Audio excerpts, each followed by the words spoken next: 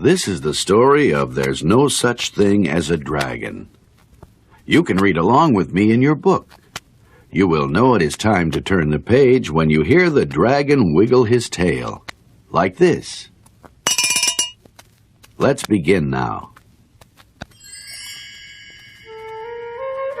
Billy Bixby was rather surprised when he woke up one morning and found a dragon in his room. It was a small dragon, about the size of a kitten. The dragon wagged its tail happily when Billy patted its head. Nice dragon. Billy went downstairs to tell his mother. Guess what? There's a dragon in my room. There's no such thing as a dragon, said Billy's mother, and she said it like she meant it. So Billy went back to his room and began to dress. The dragon came close to Billy and wagged its tail, but Billy didn't pat it. If there's no such thing as something, it's silly to pat it on the head.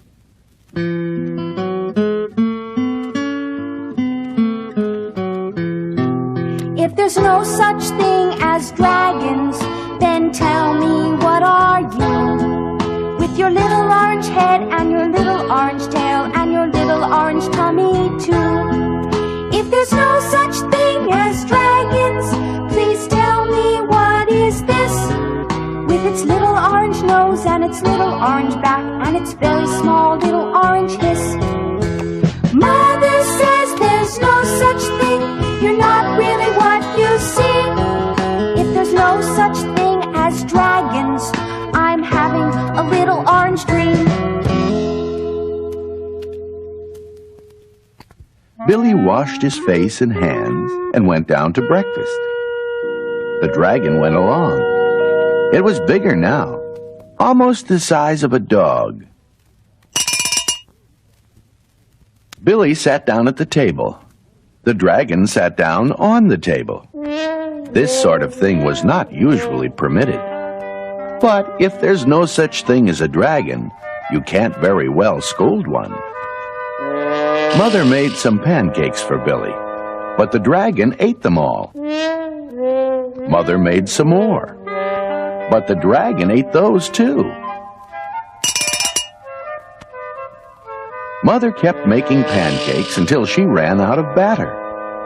Billy only got one of them, but he said that's all he wanted anyway.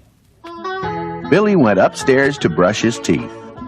Mother started clearing the table. The dragon, who was as big as Mother by this time, made himself comfortable on the hall rug and went to sleep. By the time Billy came back downstairs, the dragon had grown so much he filled the hall. Billy had to go around by way of the living room to get to where his mother was. I didn't know dragons grew so fast. There's no such thing as a dragon, said Mother firmly. Cleaning the downstairs took Mother all morning, what with the dragon in the way, and having to climb in and out of windows to get from room to room. By noon, the dragon filled the house. Its head hung out the front door, its tail hung out the back door, and there wasn't a room in the house that didn't have some part of the dragon in it. When the dragon awoke from his nap, he was hungry. A bakery truck went by. The smell of fresh bread was more than the dragon could resist. The dragon jumped up and ran down the street after the bakery truck. The house went along, of course, like the shell on a snail. The mailman was just coming up the path with some mail for the Bixbys when their house rushed past him and headed down the street. He chased the Bixbys' house for a few blocks, but he couldn't catch it. Wait! Don't you want your mail? When Mr. Bixby came home for lunch, the first thing he noticed was that the house was gone. The house is gone. Luckily, One of the neighbors was able to tell him which way it went. Mr. Bixby got in his car and went looking for the house. He studied all the houses as he drove along. Finally, he saw one that looked familiar. Billy and Mrs. Bixby were waving from an upstairs window. Over here, Dad. Mr. Bixby climbed over the dragon's head onto the porch roof and through the upstairs window. How did this happen? Mr. Bixby asked. It was the dragon, Dad. There's no such thing. Mother started to say. But there is a dragon. Billy insisted. A very big dragon. At this, the dragon looked up and smiled, and Billy patted it on the head. The dragon wagged its tail happily. Then, even faster than it had grown, the dragon started getting smaller. It got smaller and smaller. And soon, it was kitten size again. Mother held the dragon in her lap. I don't mind dragons this size. Why did it have to grow so big? I'm not sure, Said Billy. but I think it just wanted to be noticed.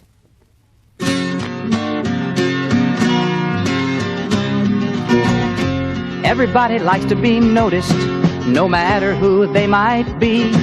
It's hard when people pass you and pretend that they don't see. Everybody likes to be noticed, nobody likes to be snubbed. And I know that most of all, everybody likes to be loved.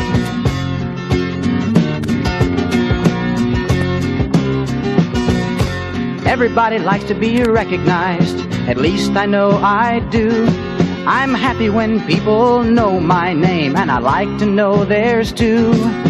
Everybody likes to be noticed, nobody likes to be snubbed. And I know that most of all, everybody likes to be loved. And I know that most of all, everybody likes to be loved.